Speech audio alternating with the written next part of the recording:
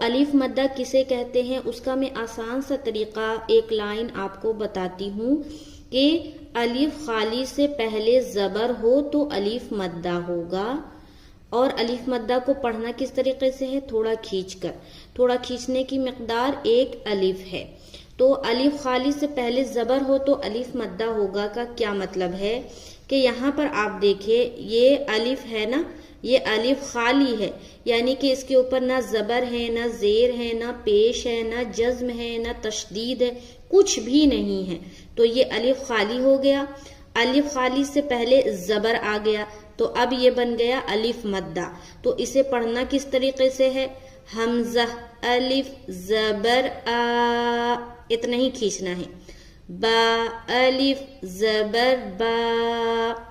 مان لیا کہ با ہے اور الف نہیں ہوتا تو ہم پڑھتے با زبر با،